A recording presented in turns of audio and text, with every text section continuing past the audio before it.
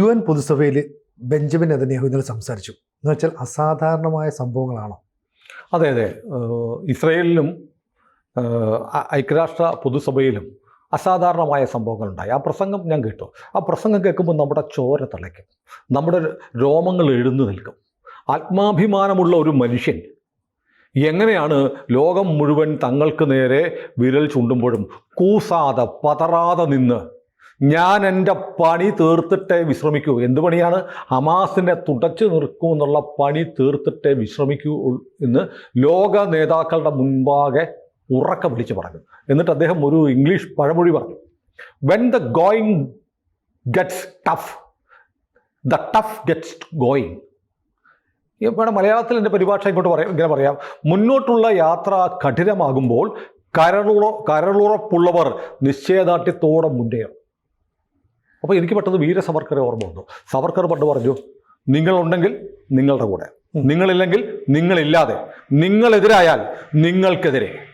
ഇങ്ങനെ സവർക്കർ പറഞ്ഞിട്ടുണ്ട്. അതായത് ദേശീയ സ്വാതന്ത്ര്യ സമരത്തിന് വേണ്ടിയിട്ട് ബ്രിട്ടീഷുകാരുടെ പൊരുതുമ്പോൾ നിങ്ങൾ കൂടെ ഉണ്ടെങ്കിൽ നമ്മൾ ഒന്നിച്ചു പോകും, നിങ്ങളില്ലെങ്കിലോ ഒറ്റയ്ക്ക് പൊരുതും. ഇനി നിങ്ങൾ എനിക്കെതിരെ വന്നാൽ നിങ്ങൾക്കെതിരെയും ഞാൻ പോരാടും എന്ന് സവർക്കർ പറഞ്ഞതുപോലെ പറയാണ്. ലോക നേതാക്കന്മാരോട് ഇന്നലെ ബീബി പറയുകയാണ്, നിങ്ങൾ എല്ലാവരും എന്നെ ഒറ്റപ്പെടുത്തിയാൽ, നിങ്ങൾ മാറി നിന്നാൽ, നിങ്ങൾ എൻ്റെ വഴി കഠിനമാക്കിയാൽ ഞാൻ കരളുറപ്പോടെ മുന്നേറിയിട്ട് അവസാനത്തെ ഹമാസിനെയും തീർത്തിട്ടേ എൻ്റെ ജോലി തീർക്കും എന്ന് പറഞ്ഞു. അപ്പോൾ നമ്മൾ പറയുമ്പോൾ ഓർക്കണം, ഫ്രാൻസ്, ബ്രിട്ടൻ, ഓസ്ട്രേലിയ, കാനഡ അടക്കമുള്ള രാജ്യങ്ങളിൽ കഴിഞ്ഞ ആഴ്ചയാണ് പലസ്തീനെ അംഗീകരിച്ച്. ബിബി പറഞ്ഞു, നിങ്ങൾ അംഗീകരിച്ചു, നിങ്ങൾ പക്ഷേ ഒക്ടോബർ 7 ഹൊറർ സിറ്റുവേഷൻ, ഭീകരാവസ്ഥയെ നിങ്ങൾ മറക്കുന്നു. അത് ആഘോഷിച്ചവരാണ് ഈ പാലസ്തീനികൾ. എത്ര ലജ്ജാകരമാണ്! നിങ്ങൾ അതിനെക്കുറിച്ച് മറക്കുന്നു. നിങ്ങൾ ഇത് അംഗീകരിക്കുന്ന, ഇപ്പം പാലസ്തീനെ അംഗീകരിച്ചാൽ കുറേ നേതാക്കന്മാരുണ്ടല്ലോ, കുറേ രാഷ്ട്രത്തലവന്മാരുണ്ടല്ലോ. നിങ്ങൾ എന്താണ് അവർക്ക് പാലസ്തീനികൾക്ക് കൊടുക്കുന്ന സന്ദേശം? ജൂതന്മാരെ മുഴുവൻ അങ്ങോട്ട് കൊന്നാൽ ഞങ്ങൾ നിങ്ങളെ അംഗീകരിക്കാമെന്നാണോ? അങ്ങനെ we will not commit national suicide. ഞങ്ങളങ്ങനെ രാജ്യത്തുള്ള ജൂതന്മാർ മുഴുവൻ ആത്മഹത്യ ചെയ്യാൻ പോകുന്നില്ല. ഒരു രാജ്യം എന്ന നിലയിൽ ഞങ്ങളൊരു നാഷണൽ സൂയിസൈഡിന് തയ്യാറല്ല. നിങ്ങൾ വേണേൽ അംഗീകരിച്ചു, നിങ്ങൾ ഞങ്ങളുടെ ചോരയ്ക്കാണ് അംഗീകാരം കൊടുക്കുന്നത്. നിങ്ങൾ അപലപിക്കുന്നുണ്ടോ? ഒക്ടോബർ 7 ഇവർ കാട്ടിക്കൂട്ടിയ ഭീകരാവസ്ഥ ഞങ്ങളുടെ കുഞ്ഞുങ്ങളെ, ഞങ്ങളുടെ സ്ത്രീകളെ, ഞങ്ങളുടെ ജനങ്ങളെ ഞങ്ങളുടെ രാജ്യത്തേക്ക് കടന്നു കയറി കൊന്നു വീഴ്ത്തി. എന്നിട്ട് ഞങ്ങളുടെ ആളുകളെ പിടിച്ചുകൊണ്ട് പോയി ഇപ്പോഴും ബന്ദികളാക്കി വെച്ചിരിക്കുന്നു. നിങ്ങൾ പറയുന്നുണ്ടോ ഈ പലസ്തീനെ ഞങ്ങൾ അംഗീകരിക്കാം, ബന്ദികളെ വിടൂ എന്ന് നിങ്ങൾ പറയുന്നുണ്ടോ? എന്നിട്ട് പറഞ്ഞു, ബന്ദികളെ, നിങ്ങളെ ഞങ്ങൾ മറന്നിട്ടില്ല, ഓരോ നിമിഷവും ഞങ്ങൾ നിങ്ങളെ ഓർമ്മിക്കുന്നു, നിങ്ങളെ ഓർമ്മിച്ചുകൊണ്ടാണ് ഇവൻ്റെ തലവണ്ട അടിച്ച് ഞങ്ങൾ പൊട്ടിക്കുന്നത് എന്ന് ബീബി പറഞ്ഞു. ഇത് പറഞ്ഞ് ബീബി ഇന്നലെ ഒരു കാര്യം ചെയ്തു. ഐക്യരാഷ്ട്രസഭയിൽ പ്രസംഗിക്കുന്നതിന് മുമ്പ് ഇസ്രയേൽ ഗാസയുടെ അതിർത്തിയിൽ മുഴുവൻ ലൗഡ് സ്പീക്കർ കൊണ്ടുവച്ചു. വലിയ കോളാമ്പികൾ, ഉച്ചഭാഷകൾ കൊണ്ടുവെക്കാൻ ഉത്തരവിട്ടിരുന്നു. എന്നിട്ട് ബീബി നെതന്യാഹു ഐക്യരാഷ്ട്രസഭയിൽ നടത്തുന്ന പ്രസംഗം ഗാസയിൽ മുഴുവൻ കേൾപ്പിച്ചു, മൈക്ക് വെച്ച് കേൾപ്പിച്ചു. കാരണം ചിലപ്പോൾ ഈ ശബ്ദം ഏതെങ്കിലും ഒരു മാളത്തിൽ, ഏതെങ്കിലും ഒരു ഇരുട്ട് നിറഞ്ഞു നിൽക്കുന്ന തടവറയിൽ ചെങ്ങലക്കിട്ട് ഭക്ഷണം കിട്ടാതെ പീഡനമേറ്റ് നരകിക്കുന്ന ഒരു ബന്ദിയുണ്ടെങ്കിൽ അയാളുടെ കാതിലെത്തണം. അയാൾക്ക് ഓർമ്മ വരണം, താൻ ഒറ്റയ്ക്കല്ല, താൻ ഇരുട്ടുമുറിയിൽ പാറ്റകളും പഴുതാരകളും എലികളുമുള്ള ഈ മുറിയിൽ ഒറ്റയ്ക്കല്ല. ഒരു രാജ്യം, കരുത്തരായ ഒരു പ്രധാനമന്ത്രി നിങ്ങളെ ഓർമ്മിക്കുന്നുണ്ട്. പ്രധാനമന്ത്രി പറയുന്നു, ഒരു നിമിഷം പോലും ഞാൻ നിങ്ങളെ മറന്നിട്ടില്ല. അവർക്ക് വേണ്ടിയിട്ടാണ് ഓരോ ബോംബ് വിടുന്നത്, ഓരോ പലസ്തീനി ഭീകരനെയും വെടിവെച്ച് കൊല്ലുന്നത്, തടവിൽ കിടന്ന് നരകയാതന അനുഭവിക്കുന്ന എൻ്റെ ജനങ്ങളെ നിങ്ങൾക്ക് വേണ്ടിയാണ് എന്ന് ബിബി പറഞ്ഞു. അപ്പോൾ വളരെ പ്രധാനപ്പെട്ട കാര്യമാണ്. അത് അതിർത്തി മുഴുവൻ കോളാമ്പി വെച്ചിട്ട് ഈ പ്രസംഗം കേൾപ്പിച്ചു. എന്നിട്ട് ഇന്നലെ ഐക്യരാഷ്ട്രസഭയിൽ നെതന്യാഹു പ്രസംഗിച്ചത് ബൈബിൾ എഴുതിയ, തോറ എഴുതിയ ആ ഹിബ്രു ഭാഷയിലാണ് പ്രസംഗിച്ചത്.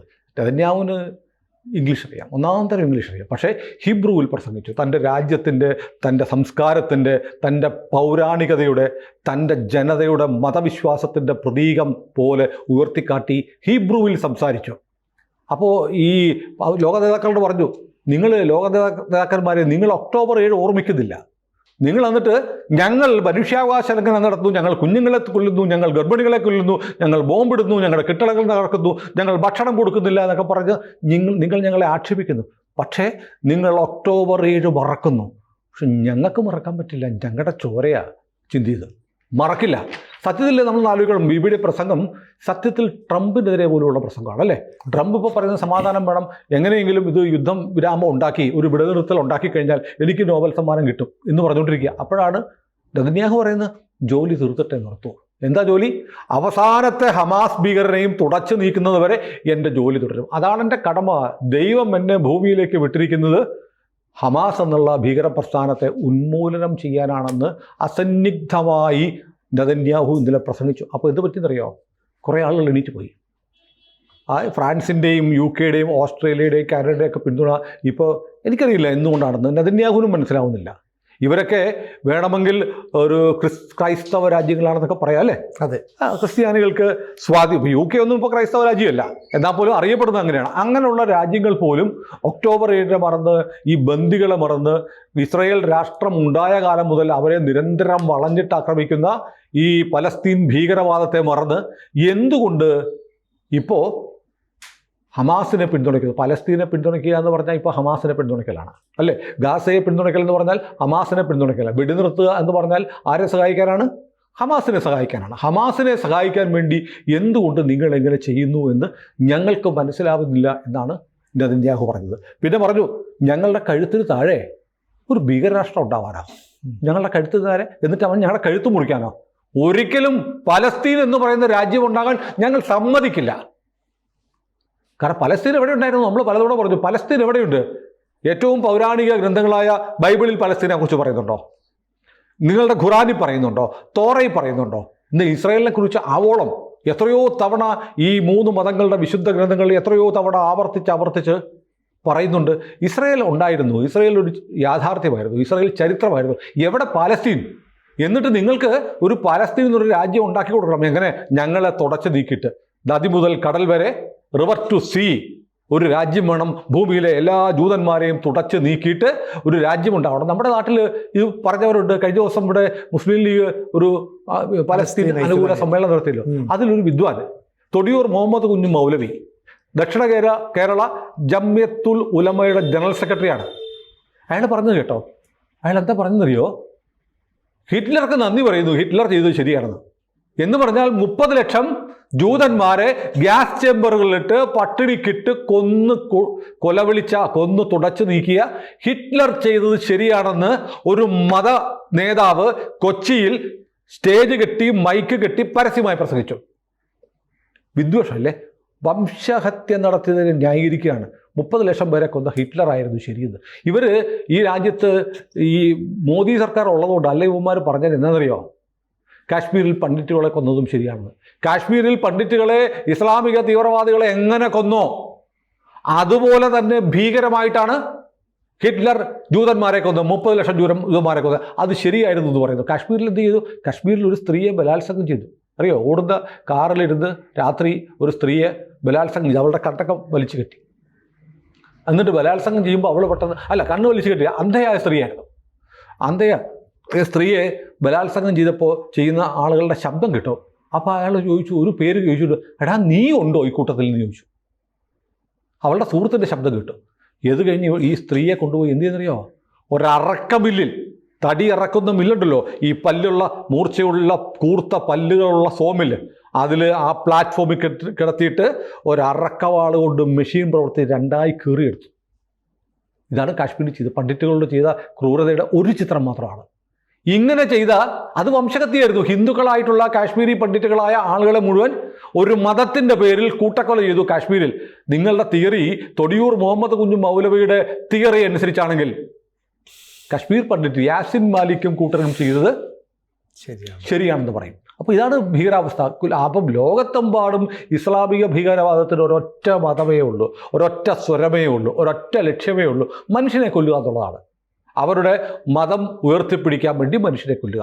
അപ്പോൾ അതാണ് ഈ ഭീകരവാദത്തിൻ്റെ പേര് ചെയ്ത്. അതാണ് എന്തിനാ പറഞ്ഞത്? ഇസ്രയേലിൻ്റെ ചോര ആവശ്യപ്പെടുന്ന മാധ്യമങ്ങളെയും ആൻറ്റി ജനക്കൂട്ടത്തെയും ആൾക്കൂട്ടത്തെയും നേരിടാൻ അല്ലയോ ലോക നേതാക്കന്മാരെ നിങ്ങൾക്ക് നട്ടലില്ല എന്ന് പറഞ്ഞു. ശരിയല്ലേ? നമ്മുടെ നാട്ടിലും മാധ്യമങ്ങൾ മുഴുവൻ ഇസ്രായേൽ വിരുദ്ധരാണ് അല്ലേ? മാധ്യമങ്ങൾ മുഴുവൻ ഹമാസ് അനുകൂലികളാണ്. കുറേ നേതാക്കന്മാരും ഹമാസിന് അനുകൂലമാണ്. അപ്പോൾ നമ്മുടെ നാട്ടിൽ കാണുന്ന അതിൻ്റെ ഒരു വലിയ ചിത്രമാണ് ഐക്യരാഷ്ട്രസഭയിൽ കണ്ടത്. പറഞ്ഞു നിങ്ങൾക്ക് നട്ടലില്ല, പക്ഷെ ഞങ്ങൾ വിട്ടുകൊടുക്കില്ല. നിങ്ങൾ മുഴുവൻ എതിരാണെങ്കിലും നിങ്ങൾ ഈ മാധ്യമങ്ങളെ പേടിക്കുന്നു, പക്ഷപാതം കാണിക്കുന്ന മാധ്യമങ്ങളെ പേടിക്കുന്നു, തീവ്ര ഇസ്ലാമിസ്റ്റുകളെ, റാഡിക്കൽ ഇസ്ലാമിനെ പേടിക്കുന്നു, ആൻറ്റി സെമറ്റിക് പ്രചാരകരെ പേടിക്കുന്നു. എന്നിട്ട് നിങ്ങൾ എന്ത് ചെയ്യുന്നു? നിങ്ങളിങ്ങനെ ഇവർക്ക് അനുകൂലമായിട്ട് പറയുന്നു. പക്ഷേ നെതന്യാഹു മറ്റൊരു രഹസ്യം പറഞ്ഞു. പക്ഷേ ഇതെല്ലാം കഴിഞ്ഞിട്ട് അടച്ചിട്ട മുറിയിൽ ഞങ്ങളെ കാണുമ്പോൾ നിങ്ങൾ എന്താ പറയുന്നറിയോ? നിങ്ങൾ പറയുന്നു നന്ദി, നിങ്ങൾക്ക് വലിയ നന്ദിയുണ്ട്, നിങ്ങളുള്ളത് കൊണ്ട് ഞങ്ങൾ സമാധാനത്തോടെ ജീവിക്കുന്നു. നിങ്ങളുടെ ഇൻ്റലിജൻസ്, നിങ്ങളുടെ മൊസാദ് തന്നിട്ടുള്ള വിവരങ്ങൾ കൊണ്ട് ഞങ്ങളുടെ തലസ്ഥാന നഗരം എത്രയോ പ്രാവശ്യം ആക്രമണങ്ങളിൽ നിന്ന് രക്ഷപ്പെട്ടിട്ടുണ്ടെന്നറിയാമോ? നന്ദി.